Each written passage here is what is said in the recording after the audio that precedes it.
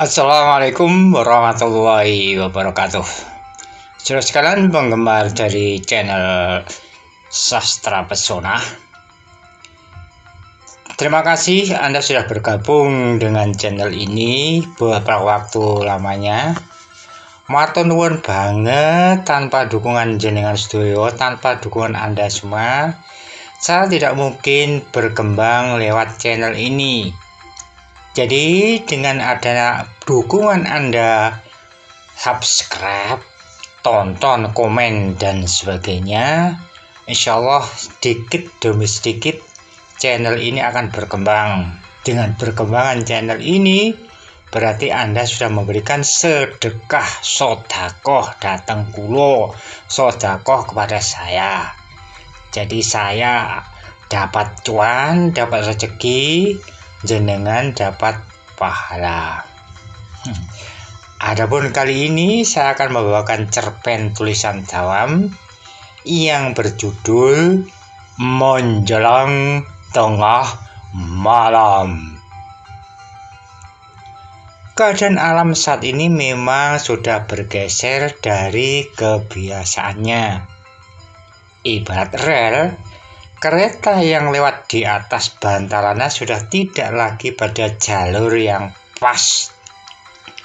Akibatnya, tentu kereta bisa oleng ke kiri, bisa melenceng ke kanan, dan akibat selanjutnya akan menimbulkan malapetaka. Korban akan berjatuhan. Dulu, bulan April sampai September mesti musim kemarau, Oktober sampai Maret tentu musim hujan.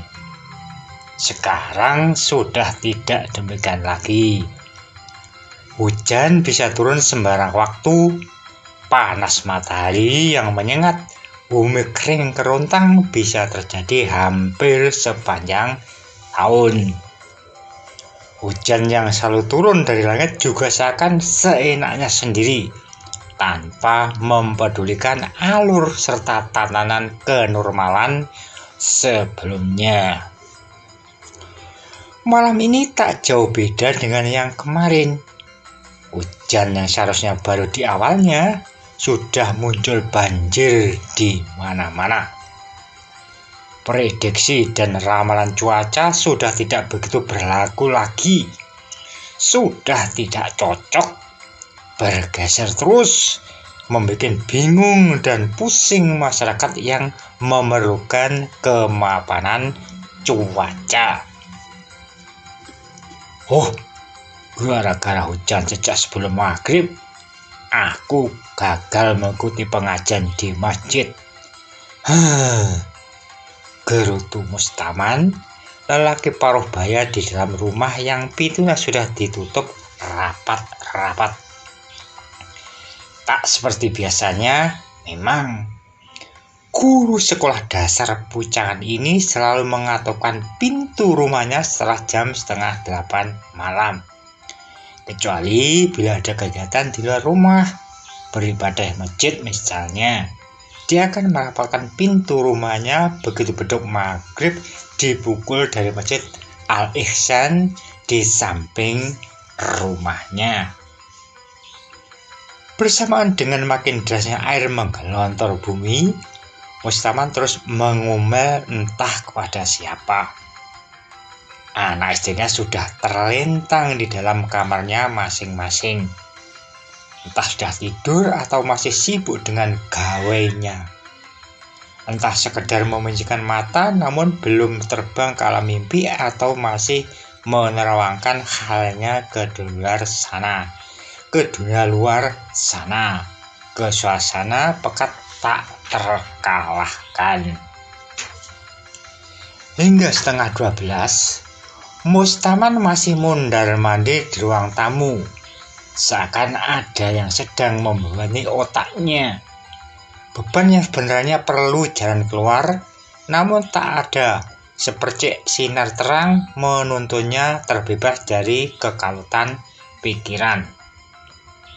Tak sebatas mencaci maki perubahan alam semata, Jalan pikirannya sudah melenceng ke hal yang akhir ini begitu gegap gempita jadi omongan para tetangganya. Tak ayal juga malah viral di medsos. Beberapa media cetak maupun elektronik selalu tak henti memberitakannya. Jumat kemarin, ada seorang jamaah datang sedikit terlambat masuk masjid. Khotbah sudah dimulai 1 menit sebelumnya. Seorang lelaki berkopiah putih, berbaju koko warna sama, sarung berwarna hitam pekat, bertubuh jangkung, umur menjelang 80 tahun, tergopoh-gopoh melepas sandal jepitnya. Lelaki tadi langsung membaur dengan jamaah yang lain pada saf paling belakang dekat pintu masuk masjid. Napasnya yang memburu bisa didengar oleh sebagian jamaah yang ada di dekatnya. Dia begitu khusyuk mengikuti butiran-butiran hikmah khotbah yang dibaca oleh Khatib Abdullah. Para jamaah yang lain ada yang mengantuk. Sholawat Rasul yang seharusnya dijawab hanya jelingi suara dengkur lirihnya. Lelaki sepuh ini malah sebentar-sebentar mengucap Allah, Allah, Allah, mengikuti setiap kalimat sebagai pertanda keagungan yang Maha Kuasa, Maha Pengasih, dan Maha Penyayang. Manakala khotbah sudah usai, disambut dengan sholat berjamaah, satu persatu orang sudah bersiap-siap untuk meninggalkan tempat duduknya. Lelaki sepuh tadi sudah tidak ada pada tempatnya. "Sopo wong tuamu mau?" tanya Akbar, salah satu dari kurang lebih 50 orang yang ikut Jumatan di Masjid Wakaf almarhum Haji Zainul itu menggunakan bahasa Jawa. "Aku tidak tahu," jawab Imron, pemuda yang ditanya tersebut. "Kok aneh ya?" Ibu Akbar lagi. "Iya, misterius," sambung Lukman, remaja baru tamat SMK Baitul Izah, putra Jazuli, pengusaha keripik singkong terkenal itu. "Dengar ya, ketika aku sujud di sampingnya tadi, bau semerbak wanginya sungguh menyengat, luar biasa," ujar Arkam, pedagang bakso keliling yang asli Wonogiri tersebut. Datang ke kota ini sejak 10 tahun yang lalu, mulai masih membujang hingga saat ini sudah punya 2 orang anak. Sesaat sebelumnya, seorang jamaah namanya Gustam ingin menyusul lelaki aneh tadi hingga ke jalan raya selatan masjid. Jejaknya sudah tak ditemukan lagi, seperti rep ditelan angin. Orang-orang yang banyak menggerombol di warung kopi Yubingah sebelah kiri jalan kecil menuju masjid. Tak ada yang melihat ada lelaki tua keluar dan masuk melalui jalan umum tersebut. Lalu siapa dia? Pertanyaan demi pertanyaan tak ada yang bisa menjawab. Para jamaah kembali ke rumah masing-masing, masih dijejali ketidakmengertian yang makin sulit terurai. Masih dalam kejadian hampir sama, berkaitan dengan lelaki misterius yang sempat menghebohkan di lingkungan Masjid Al-Ihsan.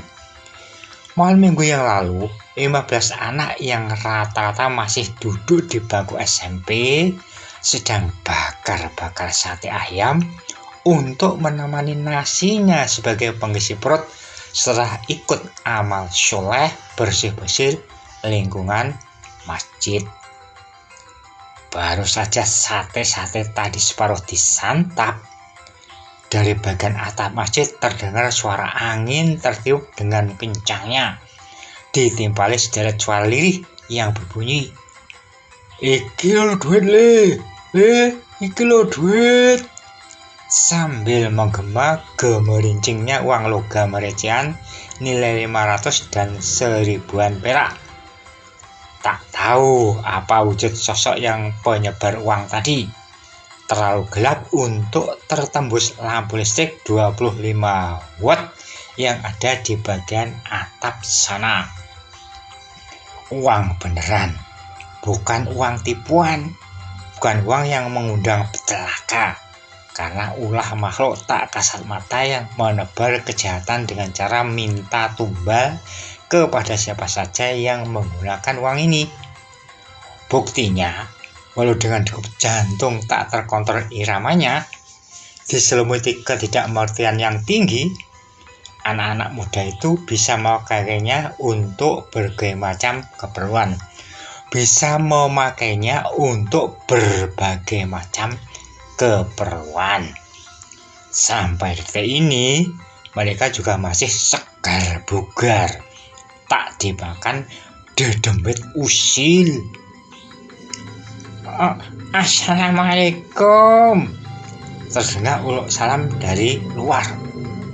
Mustaman yang masih di kursi ruang tamu terperanjat. Ada suara jelas ditujukan padanya, bukan ditujukan kepada orang lain. Pintu terdengar digetuk 3 kali. Mustahil rumah tetangga yang dituju tamu ini. Rumah Mustaman sendiri agak menjeri, agak terpisah, sekitar 10 meter dari para tetangganya. Rumah Mustaman berada di tengah-tengah ladang jagung, dibangun kurang 15 tahun yang lalu. Mulanya tanah kosong, milik orang tuanya. Jadi ini tanah warisan yang di atasnya lantas didirikan bangunan. Sedang para tetangganya berada di komplek perumahan yang sudah lebih 30 tahun lamanya ada di sana. Sugeng dalu Pak Mus, sambung si pemilik suara, memperjelas salamnya yang tak segera dijawab oleh Mustaman. Aku orang baik-baik kok Pak, buka pintu. Apa sih susahnya? Wong aku bukan bermaksud jahat kok. Suara itu lagi, suara laki-laki dengan getaran lebih menggema, lebih kuat daripada lembutnya suara perempuan. Terdengar langkah kaki keseret ke arah kanan. Langkah kaki terseret ke arah kanan. Mustaman ragu apa yang harus dilakukannya. Ini jam 12 malam kurang 10 menit. Kalau dia orang yang tak masalah, kenapa datang kala orang-orang sepantasnya terbuai dalam samudera mimpinya masing-masing, terbuai dalam mimpinya masing-masing. Masuk rumah orang jam segini dipastikan mereka yang bertujuan tidak baik, dan ini malah kebalikannya. Siapa dia? Mustaman membatin. Masa bodoh. Lebih baik ku biarkan saja. Tidur tentu bukan pilihan yang salah, ujar Mustaman sambil melangkah ke ranjang. Loh, Pak, terima aku sebentar saja, ucap orang dari kegelapan seakan mampu melihat dengan gamblang apa yang dikerjakan Mustaman. Pandangan matanya kuasa menembus tembok tebal yang melingkari rumahnya. Dengan membawa sejuta kekalutan yang mengumpal dalam otak, seakan terhipnotis kekuatan yang sulit ditebak asalnya, pintu pun dibuka perlahan-lahan. Boleh masuk kan Pak? Ujar lelaki itu lagi. Mustaman hanya mengangguk. Lelaki itu langsung duduk di deretan kursi paling dekat pintu, sedang Mustaman sedikit jauh berhadapan langsung dengannya.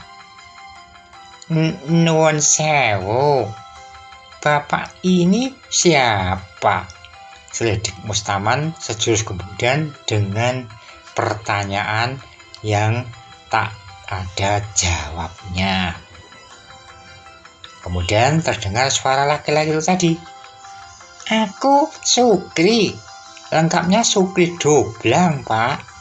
Rumahku di barat perbatasan Pucung Boyolangu. Aku datang ke sini mau pamit karena tempat tinggalku tergusur oleh tower itu. Aku mau pindah ke Gua Tritis di lereng utara Gunung Budek sana, Pak. Ujar orang itu setengah bergetar. Hanya itu yang diucapkan. Dia langsung membalikkan badan dan plas, hilang tertelan hitamnya malam. Esok harinya, bersamaan muncul matahari di ufuk timur, Mustaman mengayuh sepedanya ke tempat yang disebutkan tamu tak diundangnya tadi malam. Di situ hanya ada tower Telkom menjulang tinggi ke langit di lokasi yang sebelumnya berupa rumpun-rumpun bambu terkenal wingit, terkenal angker. Konon di sini merupakan tempat hidup bangsa gendruwo yang sering membaur ke alam kasar bangsa manusia.